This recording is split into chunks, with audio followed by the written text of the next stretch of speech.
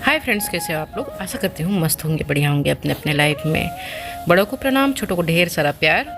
थोड़ा सा गर्मी बढ़ गया है ना, तो ऐसे मॉर्निंग वॉक करना बहुत ही अच्छा लग रहा है। और हमारा कॉलोनी का मॉर्निंग वॉक का तो बात ही अलग है। यहाँ का सुंदरता बहुत ही अच्छा लगता है। तो जिसका मन नहीं होगा ना, वो भी मॉर्निंग वॉक कर लेगा। आज मैंने रास्ता चेंज किया है, दूसरे रास्ते से जा रही हूँ। और हर बार अलग अलग नए नए रास्ते से जाना भी अच्छा लगता है। चलिए, आ गई हूँ घर पर मॉर्निंग वॉक करके। फिर यहाँ पे मेरे डेली रूटीन चालू हो गए हैं।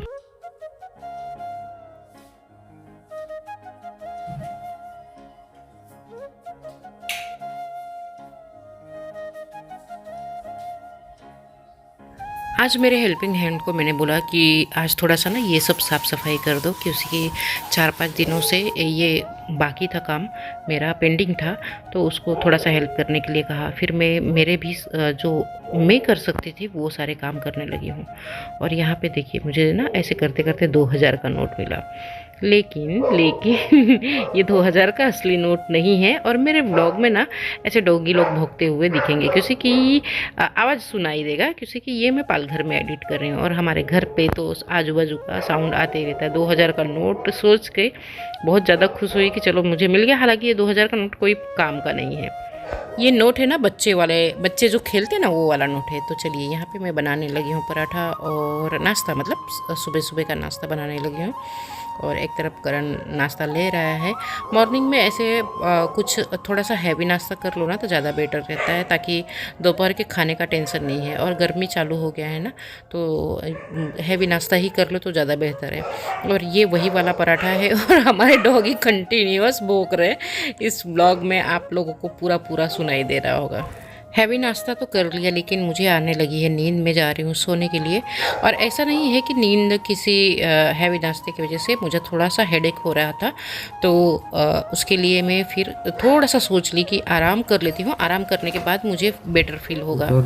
अभी आराम करने के बाद ना फिर हम जा रहे हैं अभी पालघर। वीर आ गया है। वीर को भी जो हैवी नाश्ता कराने के बाद, मतलब जो वही पराठे थे, वही पराठे खिलाने के बाद चल रही है पालघर। और ये पालघर का आना जाना लगा ही रह रहा है। और यहाँ पे ना हम गन्ने के लिए रुक गए हैं, गन्ने के जूस के लिए। और देखिए, दोपहर में भी कितना धुआं निकल रहा है, पोल्यूशन हो रहा है कंपनी एरिया में। और ये गन्ने का जूस मुझे बहुत पसंद आता है, बिना ठंडे का, मतलब बिना बर्फ़ वाला, जो कि 15 रुपये ग्लास मिलता है। चलिए, घर पे आ गए हैं और डॉगी लोगों का इंस्पेक्शन चालू हो गया है। यहाँ पे ठाकुर साहब सभी कोई, मतलब ठाकुर साहब तो घर पे अकेले ही है, सासू माँ नहीं है, तो फिर यहाँ पे आना बनता है ना। इनका स्टाइल देखो। ఇంకా అలాగే చుండ్రా అప్ప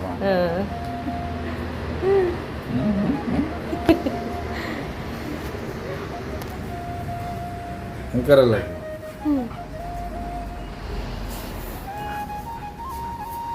पालघर में खाना बनाने वाली को बोल के रखा था कि ये खाना बनाना है, तो उसने उस हिसाब से बनाकर रखा हुआ था। ठाकुर साहब को खाना दे दिया है। और फिर हम लोग तो नहीं खाए। और ये देखिए, डेजी आकर बैठ गई है। मतलब मैं जब रहूँगी ना, तो इसको आके बैठना ही बैठना है।